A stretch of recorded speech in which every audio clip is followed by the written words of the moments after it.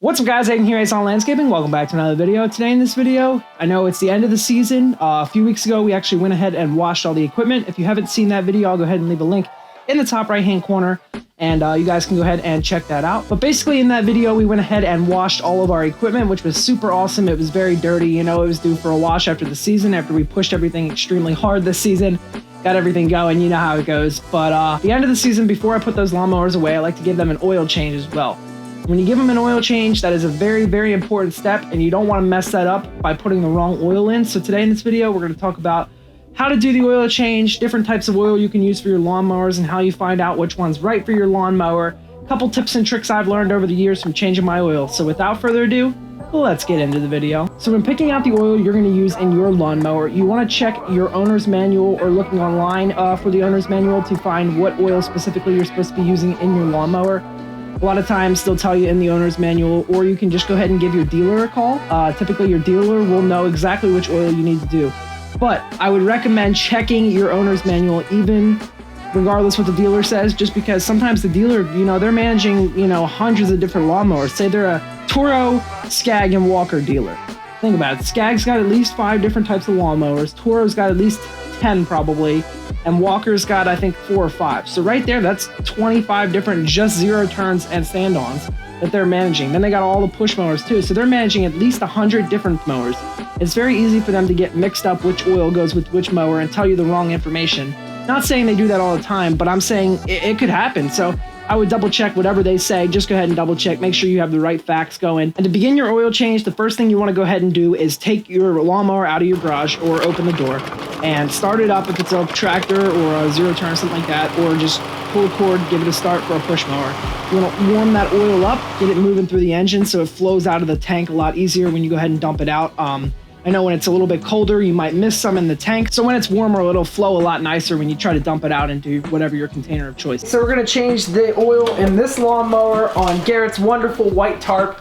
Garrett, I promise I won't spill any drops on your tarp. Let's go ahead and get set up. When you go ahead and set that up with your container and you get it ready to go and you're ready to tip, make sure you tip with the air filter up, because if you tip with the air filter down, most of the times when you tip, the lawnmower manufacturers set it up so when you tip a push mower, you're not tipping any of the oil or the gas towards the air filter, because sometimes you can flood the air filter and ruin your air filter by getting gas in it. So just to be sure, don't tip towards the air filter, pick your lawnmower up that way.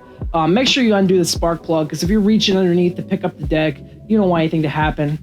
You know, it's just safety precautions. So as you saw in the video, I use a green watering can to put my oil into. And then when I'm done with it, I just dump it right into a fertilizer jug. I'll talk about that a little bit later in the video. But yeah, I just dump it right in there, and it's simple. You take it to a mechanic or something like that where they change oil. Typically, they'll just take the oil for you for free of no charge. So that's really cool that they do that. I think it's safe to say that is some pretty dark oil that came out of that lawnmower. So yeah, I don't have one of those fancy oil things. I just took the oil, got it out of the watering can. If you have any old liquid fertilizer jugs, these Greene County jugs are perfect for putting your old oil in. And I just drop it off at like a lawnmower or a tire shop or somewhere where they change oil, because they'll typically take it. And as long as it's labeled, you know, make sure it's labeled, and so that way you don't apply oil to your lawn. The recommendations for this lawnmower, I checked on my website for Toro. Yes, it's very dirty. I clearly don't clean mid-year. That's why we're power washing. SAE 30 goes right in here. 16 ounces, 32 ounce bottle. Got a kind of a side measurement on the side here. Put about what we think's half. Check it with a clean dipstick, and we'll go from there. I actually have a special guest on the phone, and you can see it says Jake Sullivan. He's the Jake the Lawn Kid on YouTube, and he's going to deliver a message of happiness. No, well, actually, he's going to say whatever he wants to say for the people of YouTube. Well, look, first off, Aiden, let me just start off by saying I am super flattered. And second of all, I had no idea that this was happening, so I have nothing to say, but God bless. And right now he's posting a Christmas light video. Yes, that's actually what I wanted. I was hoping you would say it so I could brag about it, but I'm glad you caught the hint. So anyway, yeah, I'm putting out a banger video tonight about Christmas lights, showing you guys comprehensively how to hack the professional look with Christmas lights. So for anybody, a pro DIY or whatever who's into Christmas lights, you're going to love this video. There's going to be trees wrapped. Let's just say there's going to be strands in places where you wouldn't typically see them. And I hope you didn't take that the wrong way. Anyway, go check out the video coming out tonight. Link in description. Link in description. Oh, and put the link in the eye in the top right corner as well. Okay, I got you. All right, cool. All right. All right. Hey, as the cool kids would say nowadays, no cap on God. So the oil in this one wasn't nearly as bad as the other one, but that's still some pretty dark oil. So we'll go ahead and get our jug here,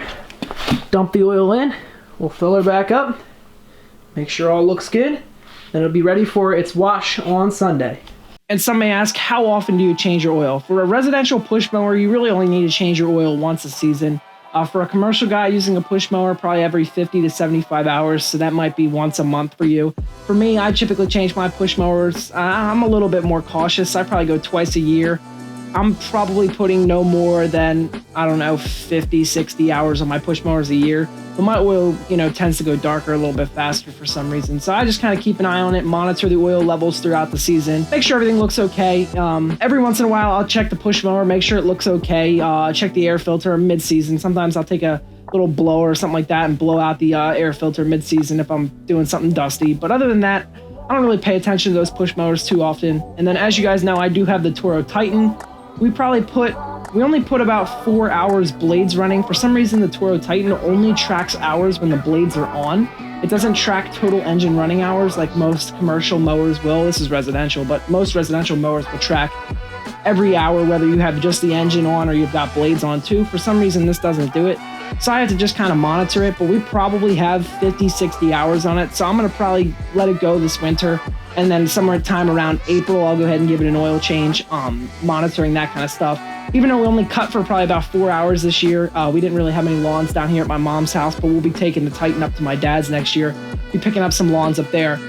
Even though we didn't really do much cutting, with those 4 hours, I'm going to pull the blades off and give those a nice change this winter. It's always nice to start with fresh blades at the beginning of the season. But other than that, that's what I like to do at the end of the season. 1, wash the equipment, which you guys saw that video. I can leave it linked in the description as well. It's in the eye in the top right-hand corner.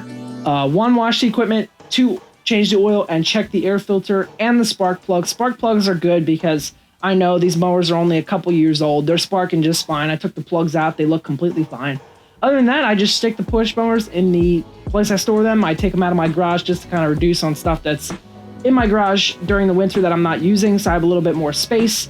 But I take those out, move them into the place we use to store our stuff. Now, this has nothing to do with changing your oil, but one more thing I do recommend is either you empty the fuel completely out of your push mowers if you're going to let them sit, or put a fuel stabilizer in there. For me, I use a product called Stable. And Stable is a fuel additive stabilizer that you add right to the fuel. Typically, you treat like 1 ounce to 2.5 gallons or 1 ounce to 5 gallons or something like that. You're going to fill that push mower back up to the top, let it run, maybe do your last cut with Stable in the engine, or run it for a couple minutes. It just really gets that Stable moving through the engine so that during the winter it's not letting any ethanol build up in your engine. So that's really nice. Another way to do it is for my Toro Titan. What I do with that, since I had a little bit like 2.5 gallons of gas left in that, instead of running that completely out of gas, I just add Stable to the tank, shut the fuel line off, let that gas with Stable sit down in the tank, and then run the tractor out of whatever's left in the lines and stuff like that. So it's shut off. There's still 2.5 gallons in the tank.